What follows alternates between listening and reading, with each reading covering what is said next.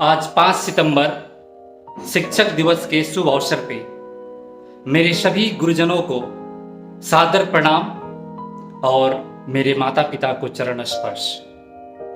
गुरु की महिमा कुछ चंद मिनटों में और शब्दों में नहीं किया जा सकता है। गुरु के बिना ये जीवन बिल्कुल ही अधूरा है, क्योंकि जब हमारे माता पिता हमें जन्म देते हैं और जन्म के कुछ ही दिन बाद वो हमको स्कूल की तरफ छोड़ते हैं, तो उस स्कूल में हमारे गुरुजन ही ऐसे होते हैं, पहले हमारे मित्र होते हैं जो हमें समय के साथ तालमेल बैठाने का, चीजों से, किसी भी बुक के माध्यम से, ब्लैक बोर्ड पे ये सारी चीजें हमें समझाते हैं। और मैं ये मानता हूं कि किसी भी इंसान को जिंदगी जीने के लिए रोटी, कपड़ा और मकान के बाद अगर किसी चीज की अत्यंत जरूरत है तो वो है शिक्षा।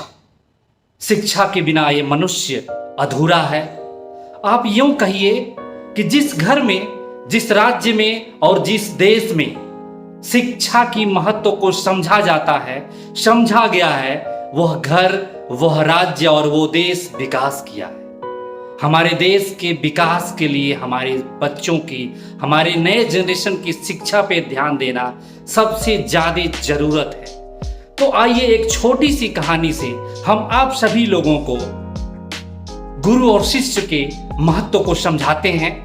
कहानी का भाव समझिएगा, थोड़ा सा शब्दों में ऊंच नीच हो सकता है, लेकिन मैं कहना क्या चाह रहा हूं वो उसको आप गौर से सोचिएगा। एक गुरुजी थे, सुबह में अपने शिष्यों को लेकर के एक नदी के किनारे स्नान करने के लिए चले गए। नदी के किनारे गुरुजी जाकर के बैठ गए और बैठे बैठे कुछ ऐसा हुआ कि गुरुजी, लगभग दोपहर हो गया, बच्चे गुरुजी के चेहरे की तरफ देखते रहे कि गुरुजी यहाँ पे नदी में हम लोगों को स्नान कराने के लिए लाए हैं, लेकिन ये तो गुरुजी बैठे हुए हैं यहाँ पे। कुछ बच्चे आक्रोशित भी हुए, बट बच्चों की ये हिम्मत नहीं हो रही थी कि वो अपने गुरुजी से ये पूछें कि आप हम लोगों को स्नान कराने के लिए नदी के किनारे लाए हैं, लेकिन आप सुबह से यहाँ पे बैठे हुए हैं। उसी में से बीच से एक शिष्य हिम्मत करके अपने गुरुजी से ये पूछा कि गुरुजी, आप हम सभी लोगों को स्नान कराने के लिए इस तेज नदी के किनारे ले आए, और हम लोग इस नदी में स्नान करने के लिए कूदेंगे कब? इतना सुनने के बाद भी गुरुजी मौन रहे, कुछ बोले नहीं। तब तक कुछ और समय हो गया, शाम हो गया। तब तक दूसरा शिष्य ने और थोड़ी सी अंदर जिज्ञासा हुआ, कुछ आक्रोशित भी हुए, पूछा कि गुरुजी, हम लोग स्नान करने के लिए यहां आए हुए हैं, लेकिन आप जो हैं यहां पे हम सभी लोगों को बैठाए हुए हैं, आखिर ऐसा क्यों? तो गुरुजी कहे बच्चों से कि बच्चों देखो, आज की ये शिक्षा यही है। हमने आपको नदी के किनारे तो लाया है, लेकिन हम तभी स्नान करेंगे जब ये नदी का बहाव रुक जाएगा। तब तक तीसरा बच्चा गुरुजी से बोला कि गुरुजी, ये असंभव है कि नदी का बहाव यहां पे रुके और हम लोग स्नान करें। तो गुरुजी मुस्कुराते हुए कहे कि मेरे बच्चे, आज की शिक्षा पूरी हुई।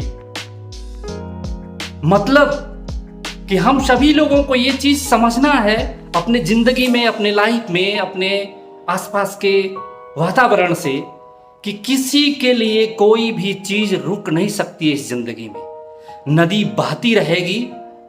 डिसाइड आपको करना है कि नदी की बहाव के साथ उसके ताल में ताल मिला करके आगे बढ़ना है, या जिंदगी भर उस नदी के किनारे रुक करके आपको देखते रहना है कि जब ये नदी रुकेगी तब हम इसमें स्नान करेंगे या इसको पार करेंगे। मेरे कहने का मतलब आप समझ गए होंगे कि इस जिंदगी में किसी के बिना किसी का कार्य रुक नहीं सकता है। ये आप पे डिपेंड करता है कि आप अपनी जिंदगी में आप अपने आप को कितनी कर्मठ बनाते हैं, किस नदी के प्रवाह के अनुकूल प्रवाह में आप भागते हैं, दौड़ते हैं और अपने जिंदगी में अपने मुकाम को हासिल करते हैं, या जिंदगी भर उस नदी को रोकने के लिए आप इंतजार करेंगे कि नदी रुक जाएगी तो हम स्नान कर लेंगे, जो कि ऐसा अवश्य कभी होगा नहीं। तो गुरु और शिष्य की यही एक छोटी सी कहानी,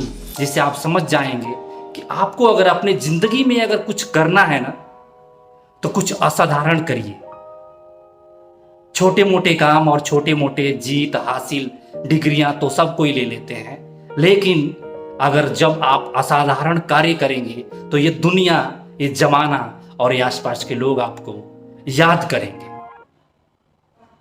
एक बात मैं और कहना चाहूंगा शिक्षक दिवस के शुभ अवसर पे, कि कोशिश करिए कि आप अपना किसी का आदर्श बनाइए और उनके मार्गों पे चलिए, और हो सके तो किसी सफल व्यक्ति को अपने मन में उनके आसपास रहने का कोशिश करिए, उनसे सीखिए।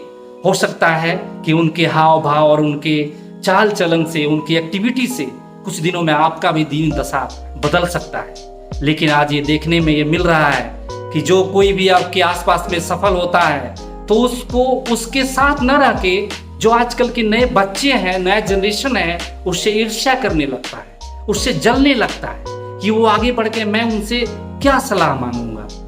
अरे भाई, जिसको आगे बढ़ना है वो तो बढ़ चुका है। अगर आप उससे ईर्ष्या करते हो, उससे दूरियां बनाते हो, तो नुकसान आपका है, उसका क्या है? उसको तो जो पाना है उसने पा लिया। तो सफल व्यक्ति से टच में रहिए, अपने गुरुजनों के आदर्शों पे चलिए। और यही हमारा आज शिक्षक दिवस के शुभ अवसर पे 2 शब्द हैं, और अपने बिहार प्रदेश के सभी युवाओं के लिए एक छोटा सा संदेश है। क्योंकि अगर आपको अपने जिंदगी में आगे बढ़ना है तो कुछ ना कुछ एक्स्ट्रा ऑर्डिनरी करिए, जो हर लोग कर रहे हैं वो नहीं करिए। सिर्फ सरकारी नौकरी के पीछे मत भागिए। हमेशा मैं कहा हूं कि बिहार का गरीब राज्य होने का एक सबसे बड़ा कारण है कि यहाँ के जो बच्चे हैं सिर्फ सरकारी नौकरियों के पीछे भागते हैं। बहुत सारी ऐसी जॉब है, नौकरियां हैं जो एक सरकारी नौकरी से 10 टाइम्स ज्यादा पैसे आपको देते हैं। तो बिहार के युवाओं से मैं अपील करूंगा कि अगर उस आप काबिल हैं, उतना इंतजार कर सकते हैं, तो सरकारी नौकरियों के पीछे भागिए। नहीं तो कुछ ऐसा करिए, कुछ टेक्नोलॉजी को अडॉप्ट करिए, कुछ चीज़ों जो नए चीज़ें जो चल रही हैं उस पर आप अपने आप को चेंज करिए। आप पूरे अपने ज़िंदगी की जो भी विद्यार्थी अवस्था की पूरा जो समय है उसको गवाइए नहीं। कुछ दिनों में आपको खुद पता चल जाएगा कि गवर्नमेंट जॉब और प्राइवेट जॉब में बहुत खास अंतर नहीं है। गवर्नमेंट जॉब में वही लोग जाते हैं जो ये सोचते हैं कि हमको अपनी लाइफ का सिक्योर करना है। एक बार एग्जाम देकर के पास हो गए, उसके बाद से बिना काम किए हुए पैसा उठाने का अंदर से कहीं ना कहीं मनसा होती है। लेकिन आप आज की डेट में जो गवर्नमेंट जॉब है, आपको अगर ये लगता है कि एक बार अगर एग्जाम दे करके वहाँ पहुँच गया और आप सोचते हैं कि बिना काम किए हुए आपको पैसा मिलेगा, तो ये कतई संभव नहीं है।